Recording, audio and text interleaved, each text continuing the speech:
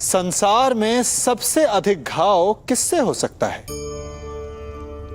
इंद्र के वज्र से, या विष्णु के चक्र से, या भीम की गदा से, या फिर गांडीव के बाण से? नहीं, सबसे अधिक घाव यदि कोई पहुंचा सकते हैं तो वो हैं हमारे शब्द, हमारे वचन। यदि शब्द बाण है, अस्त्र है, तो हमारी जीवा उनका संधान करने का यंत्र है। शब्द चाहे तो अमृत बनकर आपको जीवन दान दे सकते हैं, या फिर घृणा का विष बनकर आपके जीवन को पीड़ादायी बना सकते हैं। ये शब्द ही हैं जिनके घाव का किसी भी वैद्य के पास कोई उपचार नहीं।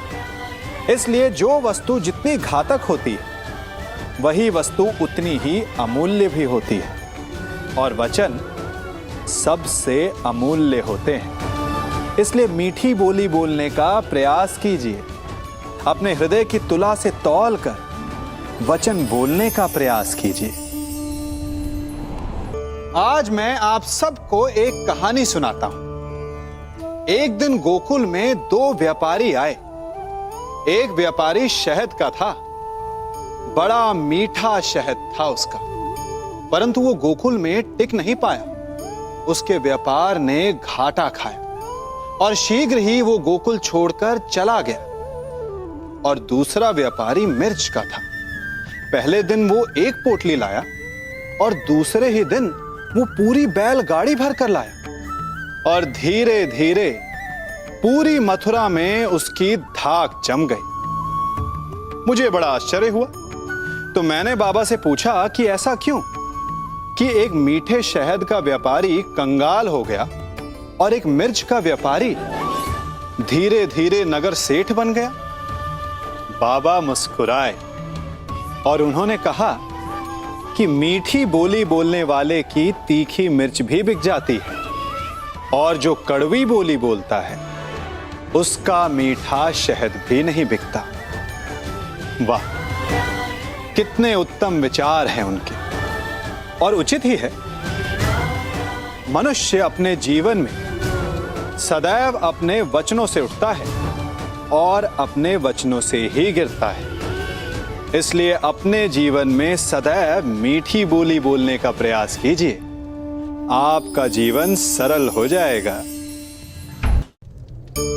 जीवन में समस्याओं से कौन घिरा रहना चाहता है? कौन कठिनाइयों से घिरा रहना चाहता है?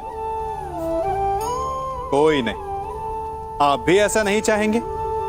तो ऐसा करने के लिए आप क्या करते हैं? सोचिए, मैं बताता हूं। ऐसा करने के लिए अधिकतर लोग कठिनाइयों से दूर भागते हैं, समस्याओं से दूर रहते हैं, और यही आप सबसे बड़ी भूल कर बैठते हैं। समस्याएं ऐसे जंगली पशु के समान होती है, जिससे आप जितना दूर भागेंगे वो उतना ही विकराल रूप धारण कर लेगी और अंततः आपका अंत कर देगी। तो इस समस्या से कैसे बचा जाए? इसका हल क्या है? इस समस्या का हल है कि आप अपने परिश्रम से, अपनी लगन से, अपनी दृढ़ता से उस समस्या को छोटा कर दें। यदि नाविक को कुशल खेवैया बनना है तो वो शांत समुद्र में नहीं बन सकता, उसे तूफान का सामना करना पड़ता है। स्मरण रखिएगा, जीवन में सभी केवल सफल होना चाहते हैं, केवल विजय चाहते हैं। कोई भी पराजित नहीं होना चाहता, कोई भी असफल नहीं होना चाहता, कोई भी नहीं चाहता कि उसके प्रयास व्यर्थ जाएं। यदि एक दृष्टिकोण से देखा जाए तो ये उचित भी है, परंतु असफलता में भी एक अच्छी बात छिपी होती है। कैसे? मैं बताता हूं।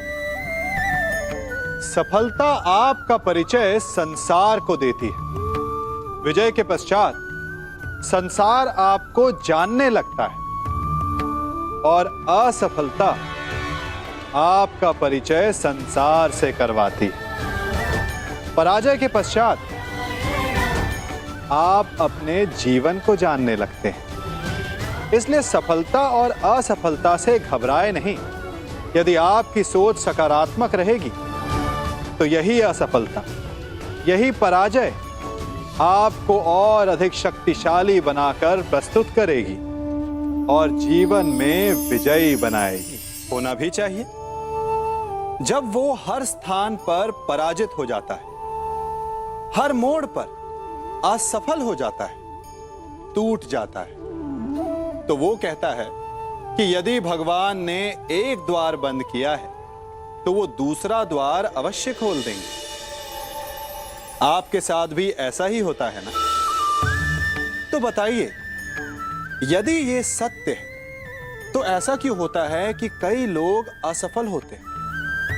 कईयों को वो द्वार दिखाई ही नहीं देता। क्या भगवान आपके साथ छल कर रहे हैं? नहीं, भगवान आपके साथ छल नहीं करते। आपका मन है जो आपके साथ छल करता है। मन जिसमें मोह है। अब भगवान कहें या नियति, वो ना द्वार खोलती है ना द्वार बंद करती, ऐसा हमारा मन समझता है। द्वार तो सदैव खुले होते हैं, परंतु असफल हो जाने के पश्चात मनुष्य उस बंद द्वार को देखता रहता है और इसी कारण वो अन्य द्वार को ना देख पाता है ना खोज पाता है। तो सफलता पाने का मूल मंत्र है मोह का त्याग, निरंतर परिश्रम।